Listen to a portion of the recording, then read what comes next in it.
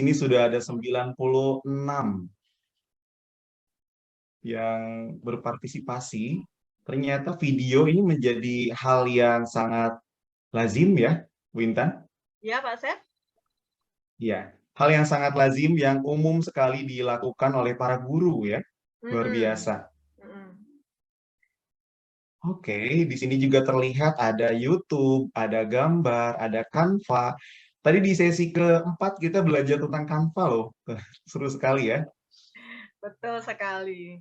Dan karena Iya, memang ya Pak Sep, saya di kelas pernah melakukan asesmen diagnostik non-kognitif, ternyata hasilnya menyatakan bahwa ternyata 92% siswa saya itu senang dengan yang gambar-gambar gitu ya, video. Wah, ternyata sesuai sekali dengan pergerakan yang Bapak Asep tampilkan pada malam hari ini. Masya Allah ya. Baik, terima kasih. Ini para guru-guru hebat yang telah berpartisipasi dalam menentukan ya. Ini sangat umum sekali open-ended pertanyaannya, jenis-jenis media dan belajar yang menarik untuk murid. Baik, kita akan lanjutkan dengan pertanyaan yang kedua nih. Ya, pertanyaan yang kedua adalah, kita lihat. Nah, saya membuat modul pembelajaran selain modul ajar atau RPP. Kira-kira selalu, sering, kadang-kadang, atau belum pernah. Kita akan lihat. Oke, pergerakannya Baik. lumayan menarik ya, Bu Intan ya. Wow, selalu. Kadang-kadang. Mantap sekali. Jadi saat ini kita Seragam sama-sama nih. belajar ya, merefleksikan bersama ya, Bu Intan, Iya, proses betul. pembuatan modul yang Wah, terus merdeka. berlanjut nih Pak Sep. Wah, terus naik nih kurvanya.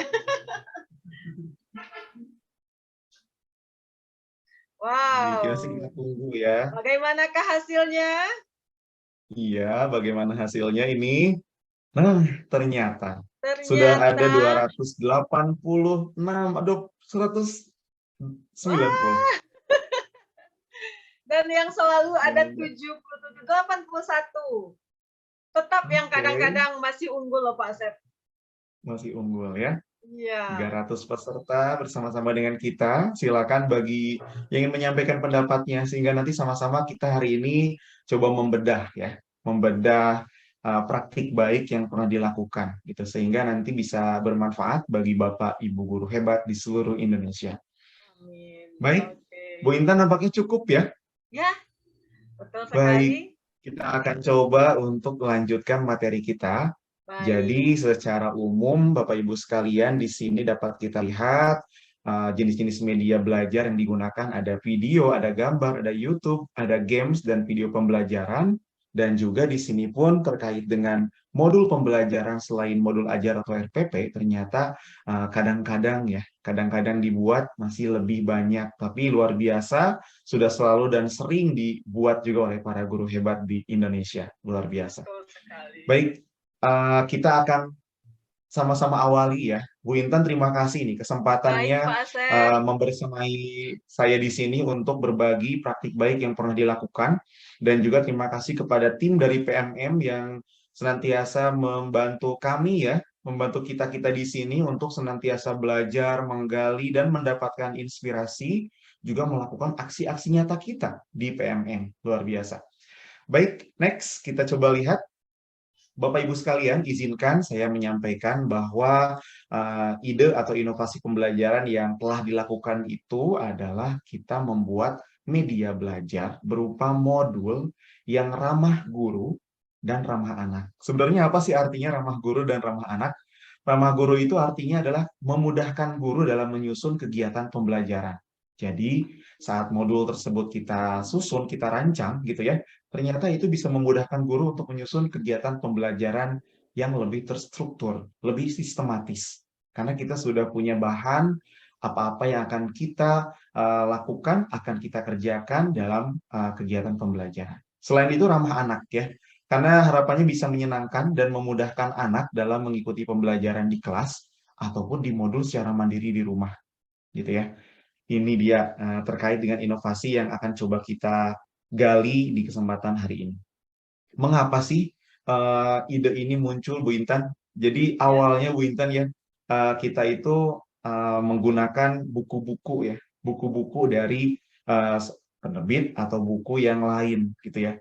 dan ternyata pembelajaran yang dilakukan kadang kita merasa belum puas gitu ya, karena belum konkret nih gitu, belum secara gambar atau belum secara abstrak dilakukan, sehingga banyak sekali lembar-lembar kerja yang diproduksi pada saat pembelajaran itu berjalan, yang mengakibatkan kita jadi agak lebih sibuk gitu ya, sibuk untuk mempersiapkan lembar-lembar kerja yang akan diberikan pada anak-anak.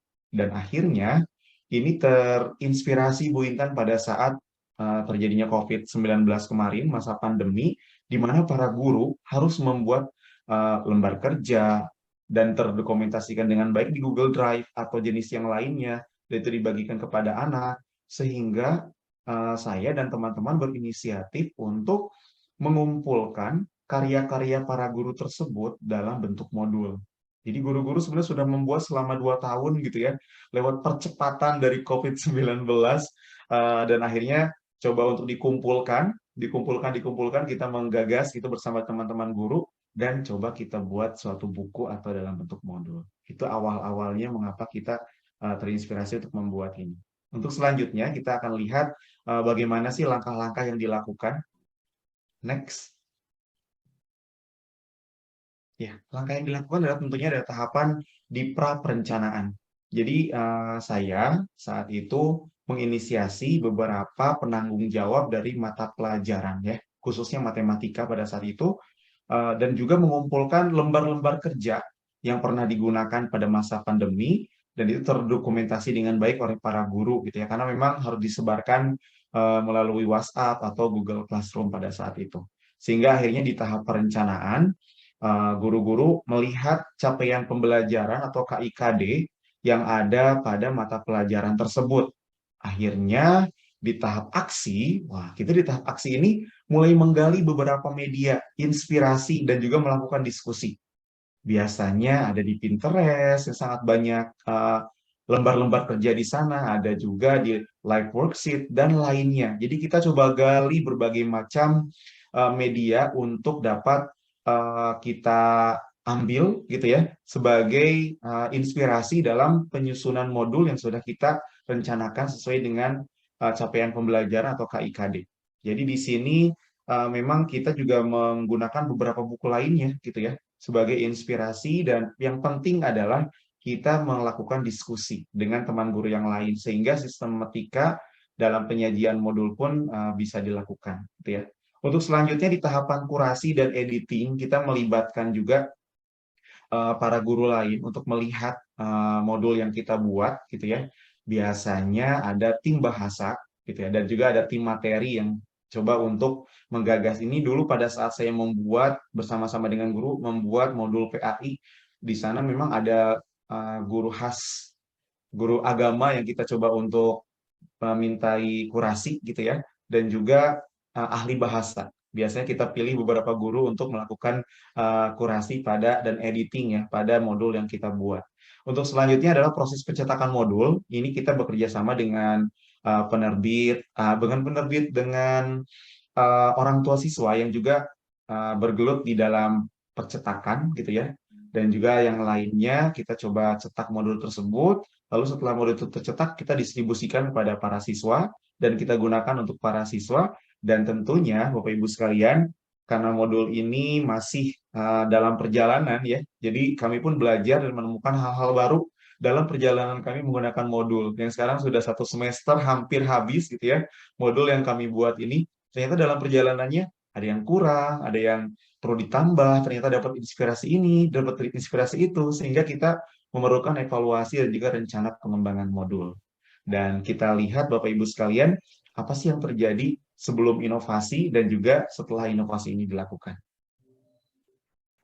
Jadi sebelum inovasi ini kita benar-benar menggunakan buku dari penerbit, gitu ya. Tidak salah, tapi itu pun sangat baik ya. Tetapi memang pada saat tersebut capaian pembelajaran itu jadinya agak terpaku, gitu ya. Dan juga kita kalau misalnya dapat buku pun perlu melakukan banyak penyesuaian kembali dalam pembelajaran. Dan juga kita akan sibuk nih mempersiapkan assessment di tiap pekannya. Misalnya kita coba buat assessment formatif gitu ya, dan juga sumatifnya gitu, cukup sering gitu kita lakukan. karena kita harus melakukan pembelajaran yang berpihak pada murid ya. Dan juga arahan pembelajaran pun harus diakses dari buku dulu sehingga kurang praktis untuk menyesuaikan. Jadi kita kadang halaman berapa ya kita lihat dulu bukunya gitu ya. Dan guru masih sendiri-sendiri Bapak Ibu dalam memproduksi karya dan akhirnya murid pun kurang merdeka. Tapi setelah inovasi ini dilakukan, ternyata pembelajaran itu lebih terarah gitu ya, sesuai dengan kebutuhan murid dan kita lebih terencana dalam pembelajaran. Dan yang kedua, guru lebih ringan dalam merangkai alur pembelajaran harian untuk 1 tahun atau 1 semester gitu ya. Dan murid pun lebih merdeka karena susunan materi yang dibuat ini tersusun sesuai dengan kebutuhan para murid gitu. Baik, untuk selanjutnya kita akan lihat dampak dari inovasi yang dibuat ini. Yang pertama adalah ternyata bagi guru sendiri itu menstimulus ya, dan juga memberikan pengalaman bagaimana merancang modul atau sebuah karya. Jadi guru pun makin pede, percaya diri dalam membelajarkan para murid, dan guru tidak terlalu sibuk untuk pilih-pilih halaman gitu ya, untuk mengajar, dan guru makin terencana menentukan mana sih kompetensi prasyarat, mana sih kompetensi utama untuk tujuan pembelajaran. Juga guru lebih fokus, Bapak Ibu sekalian, dalam menyusun pembelajaran yang tadi lebih ke konkret, gambar atau abstrak gitu ya. Dan memberikan kesempatan pada guru untuk mengelola kelas dengan baik, pembelajaran berdiferensiasi, dan juga guru mendapatkan ruang untuk aktualisasi. Bagi murid, apa sih dampaknya? Ternyata murid lebih mudah dan memudahkan mereka, sehingga hasil belajar, khususnya di matematika ya kemarin itu, meningkat gitu ya, rata-ratanya luar biasa karena kita coba menyusun gitu ya. Selanjutnya untuk sekolah, ini menambah jumlah guru yang melakukan pengembangan kompetensi berkelanjutan atau PKB ya dengan karya inovasi dan menambah koleksi untuk perpustakaan dan menambahkan brand sekolah yang baru dengan inovasi yang diberikan. Bagi masyarakat dan dunia global, bisa jadi modul yang kita buat ini Bapak Ibu sekalian itu menjadi inspirasi ya. Karena pengalaman kemarin itu saya membuat modul dan dikirimkan ke PMM dan ternyata sekarang sudah ada buku matematika baru dari kementerian dan ternyata secara susunan wah lumayan ini ternyata lumayan agak mirip gitu ya dengan yang kami buat gitu ya. Ternyata ada keselarasan dalam menyiapkan suatu modul pembelajaran. Baik Bapak Ibu sekalian, di terakhir ini kita coba hasil refleksi ya. Boleh di next. Ini adalah beberapa dokumentasi ya. Ini modul kita buat dari kelas 1 sampai dengan kelas 5. Dan kita pun mendapatkan kesempatan untuk berbagi dengan guru-guru lain, contohnya dengan pelatihan matematika. Untuk selanjutnya kita coba lihat hasil refleksi Bapak Ibu sekalian. Dari sini ternyata saya menyadari ya, bahwa ternyata guru itu, boleh next, guru itu memiliki ruang kreasi itu tanpa batas Bapak Ibu. Jadi dalam keseharian aktivitas kita, dalam perencanaan gitu ya, ternyata bisa membuahkan sebuah karya yang tidak hanya bermanfaat bagi diri dan muridnya, namun juga bagi orang lain, gitu yang pertama. Yang kedua, saya baru tahu ya ternyata bikin modul itu seru banget, gitu ya, menyenangkan gitu ya. Banyak kita bisa menggali inspirasi, terus coba mengcombine, memadu-madukan gitu. Dan yang paling seru adalah kolaborasi dengan guru lain. Ayo dong ini apa nih buat apa gitu ya. Ada tambahan apa gitu ya. Dan kita coba kolaborasi dan dari inovasi ini saya belajar bahwa alur pembelajaran itu akan lebih mudah gitu ya. Manakala kita menggunakan modul yang dibuat secara mandiri atau tim di sekolah. Dan pembelajaran itu akan lebih terarah. Dan tadi Bapak Ibu sekalian, modul yang dimaksud di sini adalah modul pembelajaran ya. Berbeda dengan modul ajar atau RPP. Baik, itu Bu Intan Ya, sharing baik Pak Asep. saya terkait dengan eh, pembuatan modul yang merdeka. Silakan. Baik, terima kasih sekali Bapak Asep dari komunitas matematika. Karena memang ya Pak Asep, kalau modul gurunya sendiri yang membuat, tentunya ini lebih apa ya, lebih sesuai dengan muridnya. Karena latar belakang pembuatannya pasti muridnya terlebih dahulu, kebutuhan muridnya. Baik Bapak Ibu, sebelum kita membuka tanya jawab, pastikan dulu bahwa untuk mengisi 2 tautan berikut ini yang ada di kolom chat untuk bisa mendapatkan sertifikat serta voucher pendidikan dan apresiasi. Nah, Bapak Ibu, jika sudah mengisi formulir registrasi sebelumnya, silakan lengkapi tautan presensi yang hanya dapat diisi selama sesi webinar berlangsung. Nah, tautan ini akan dikirimkan melalui kolom chat oleh panitia. Baik, Bapak Ibu, sudah ada pertanyaan yang masuk di kolom chat, juga sudah banyak yang raise hand. Ini ada Bapak Indras Susilowati dan Bapak Dwi Nando, ada Ibu Rosalina. Tapi kita coba lihat yang di kolom chat dulu. Pertanyaan, ada satu yang menarik nih Pak Asep. Dari Bapak Henry Tega, beliau bertanya, mau tanya Pak, apakah modul ajar sama dengan bahan ajar? Monggo Pak Asep, silahkan. Baik, modul ajar dengan bahan ajar ya. Modul ajar sekarang istilahnya adalah modul ajar sendiri itu memiliki beberapa komponen.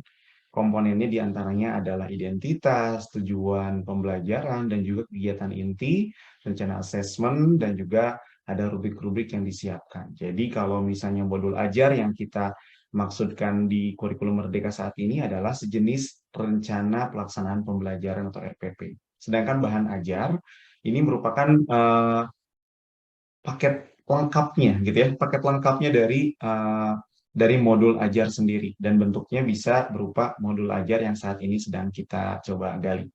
Seperti itu Bu Intan.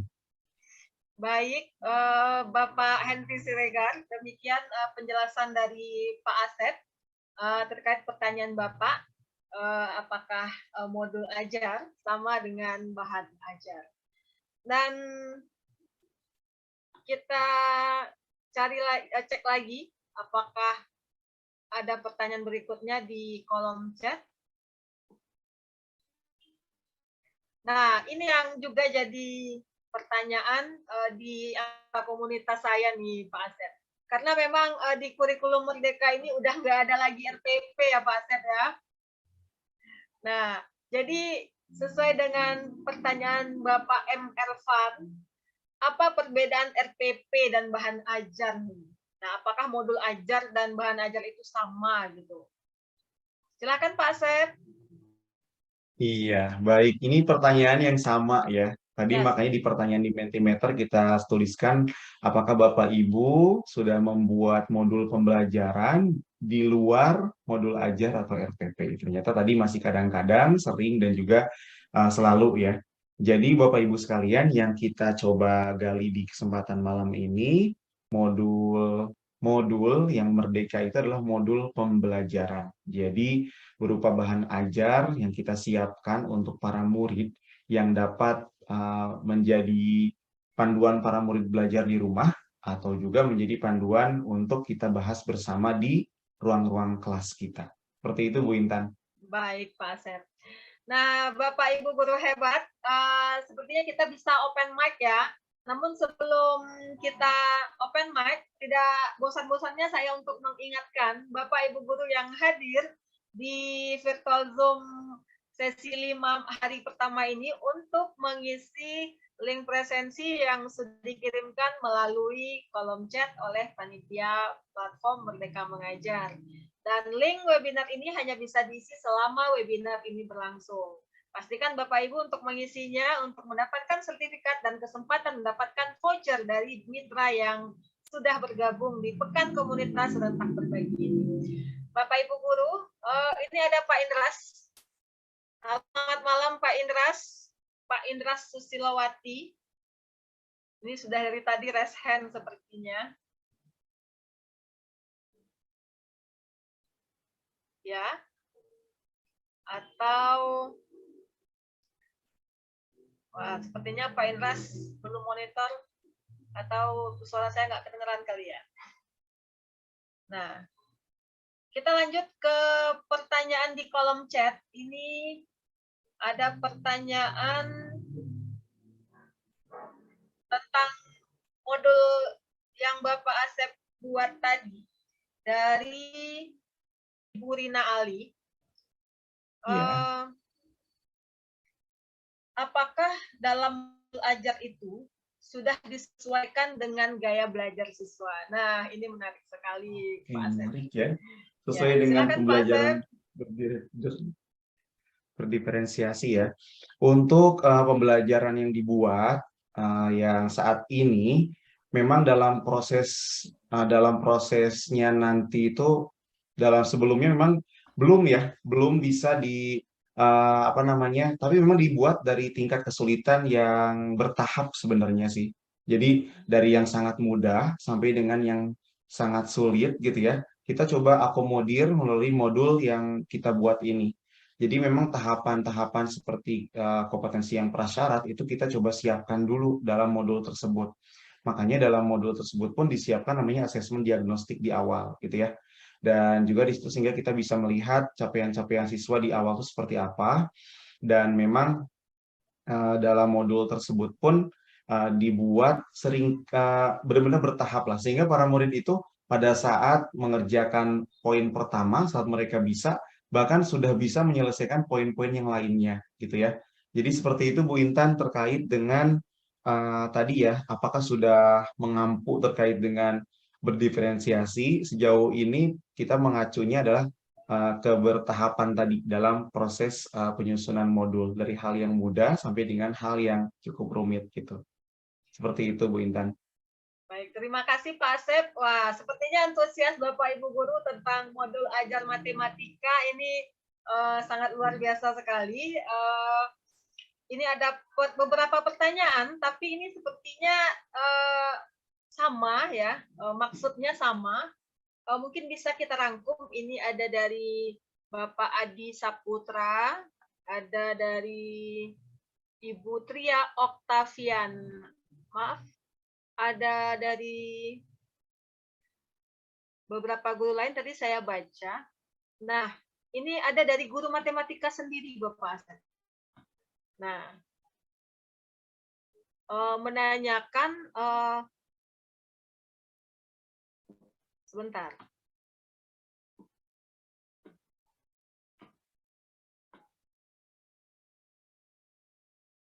Apakah ada format yang baku tentang modul ajar yang ditetapkan oleh pemerintah?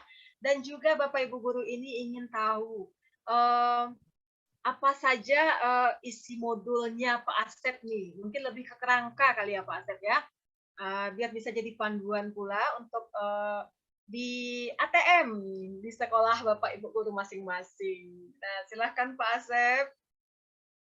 Iya, sepertinya memang harus ditunjukkan ya Bu Intan ya. Tapi Mm-mm. secara kembali lagi saya coba share di sini bahwa Bu Intan, kita dalam hal ini sedang membahas tentang modul pembelajaran ya.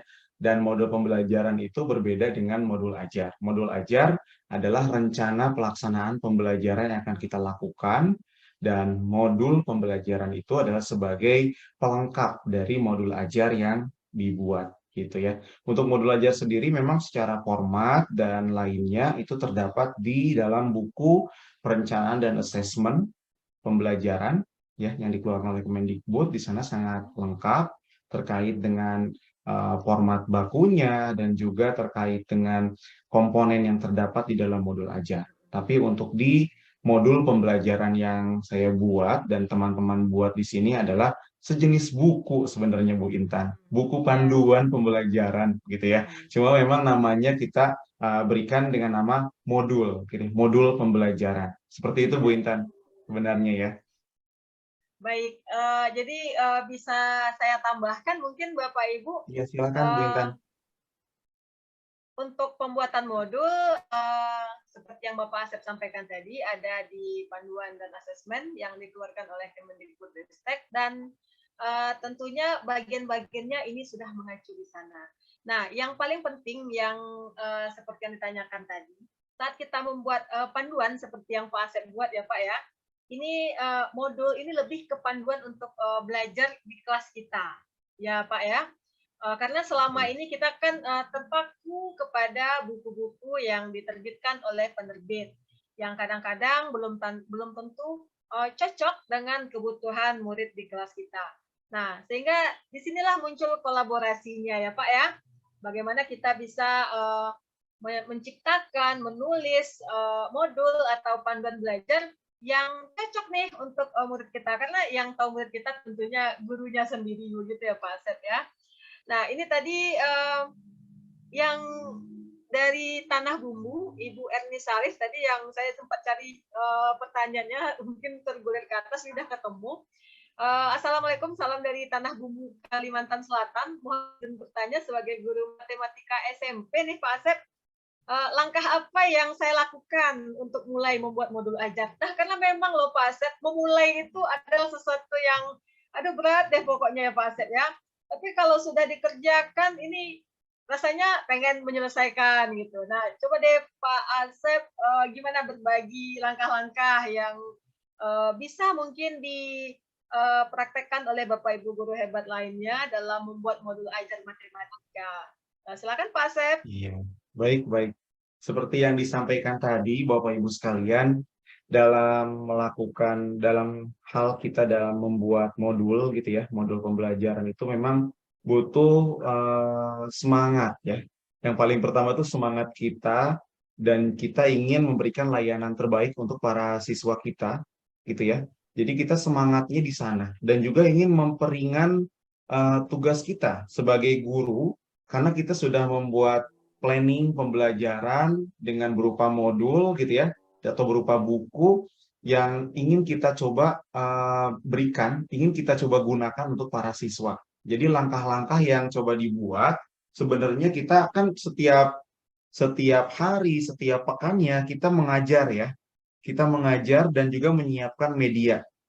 Dan bagaimana misalnya seperti teman saya, contohnya adalah Pak Holis ya, di guru kelas 5 dan guru kelas 6 di matematika. Beliau menyampaikan bahwa saat ini saya belum siap nih untuk membuat modul. Kenapa Pak? Karena kurikulumnya baru, saya mencoba untuk mengumpulkannya di tahun ini Pak. Katanya gitu ya. Dia mengumpulkan dulu tuh bahan pelajaran, lembar-lembar kerja, dikumpulkan dulu dari mulai bulan Juli, Agustus, September, Oktober, sampai dengan nanti di akhir tahun dia kumpulkan, dia coba buat portofolionya, dan akhirnya nanti endingnya adalah itu akan dibukukan. Gitu. Jadi sebenarnya langkah yang dilakukan adalah kita coba mengumpulkan bahan-bahan yang sudah pernah kita buat dalam perjalanan kita sebagai guru selama 1 tahun gitu ya, atau 2 tahun dan sebagainya. Kita coba dokumentasikan hal-hal tersebut, dan kita punya semangat, punya power, dan juga punya teman gitu ya, sehingga nanti kita bisa sama-sama dan digabungkanlah menjadi sebuah modul. Modul itu kan isinya ada materinya, ada juga latihannya gitu ya, dan latihannya itu kita yang merancang. Apalagi kalau misalnya modul tersebut disusun dari benar-benar kompilasi yang sudah kita lakukan selama 1 tahun pembelajaran. Itu kita sudah tahu ya, mana sih soal-soal yang perlu kita ulang lagi, atau mana sih pembelajaran yang kira-kira masih sulit gitu ya, karena administrasi pembelajaran itu sifatnya selalu hidup ya, tidak selalu tetap gitu.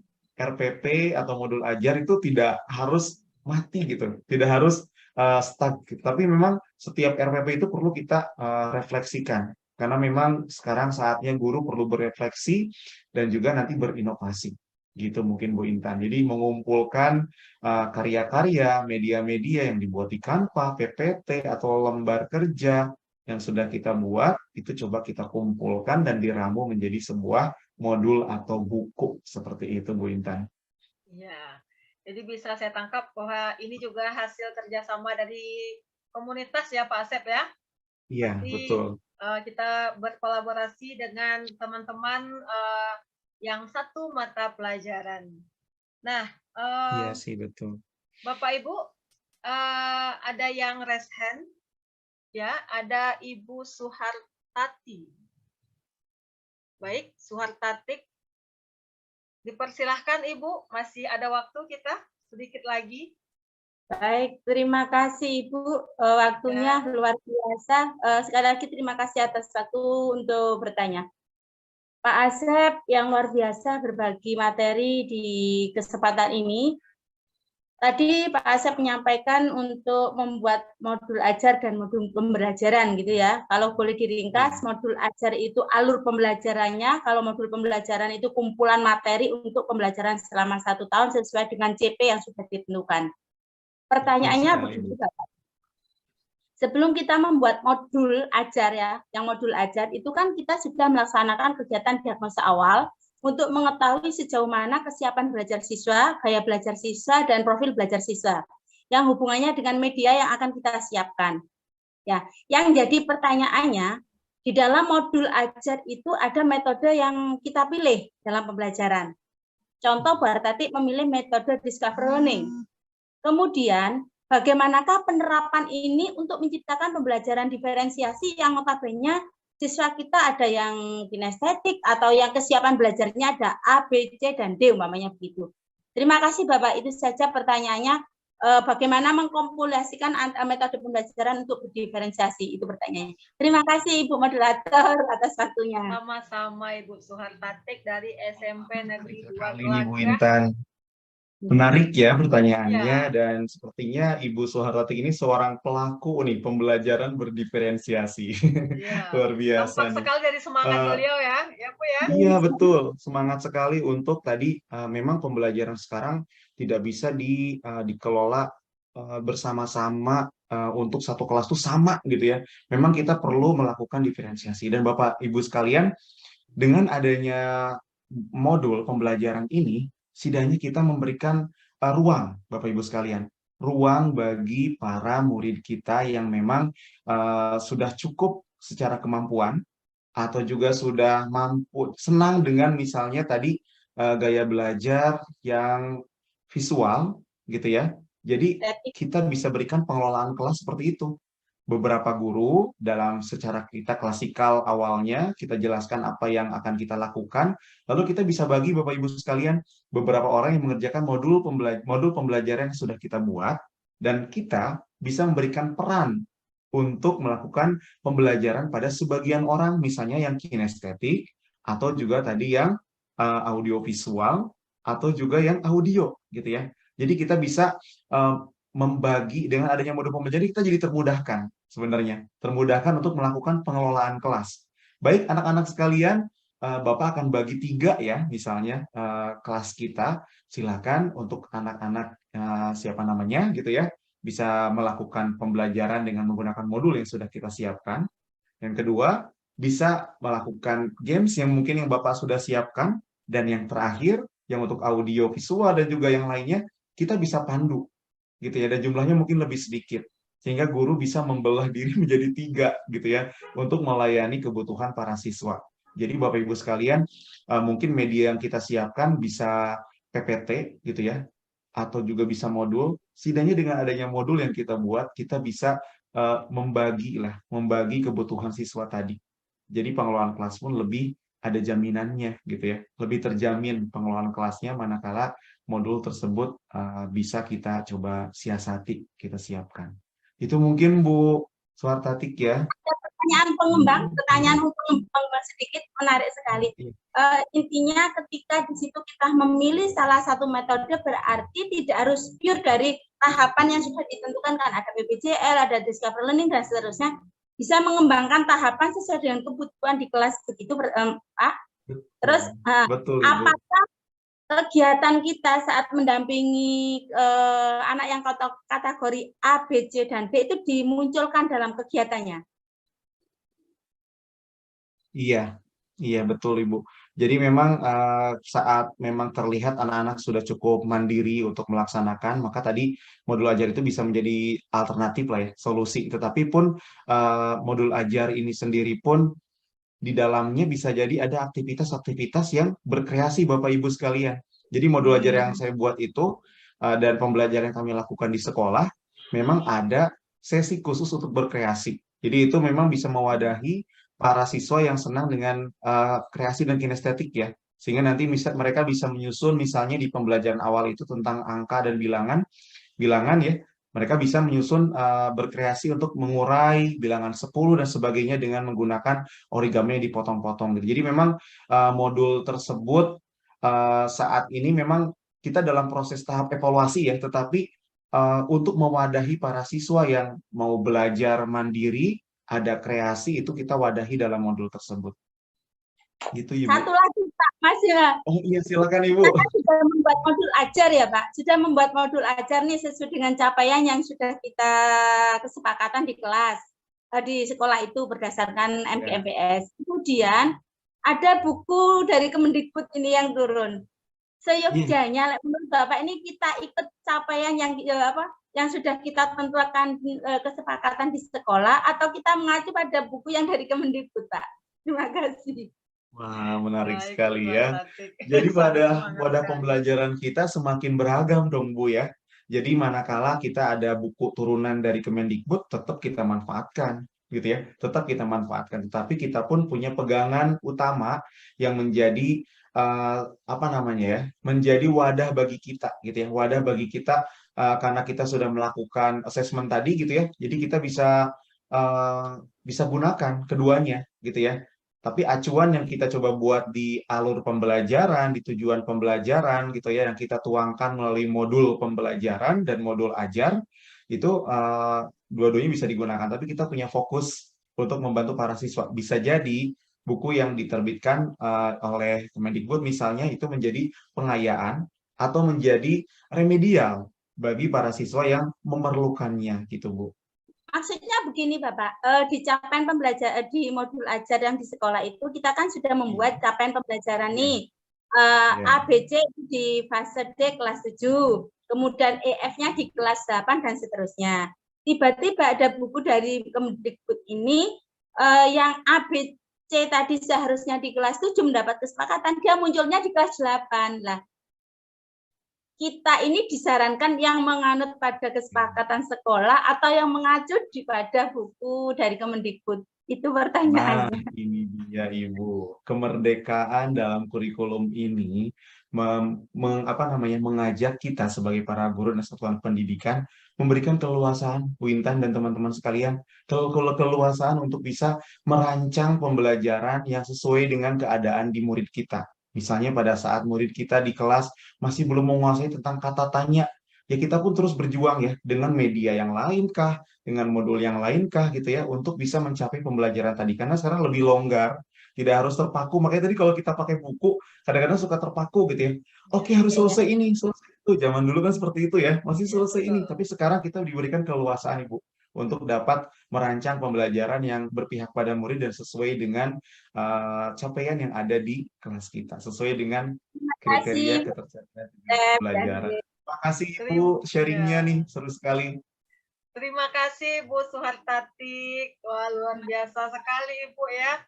Mudah-mudahan dari penjelasan narasumber kita malam hari ini Ibu bisa mendapatkan sedikit gambaran dan pencerahan untuk pembelajaran di kelasnya. Nah, perlu kami informasikan Bapak Ibu bahwa sertifikat hanya akan diberikan kepada peserta yang telah mengisi registrasi dan juga daftar hadir selama sesi. Ada 2 tautan yang perlu diisi loh Bapak Ibu. Nah, jadi jangan sampai Bapak Ibu terlewat untuk mengisinya.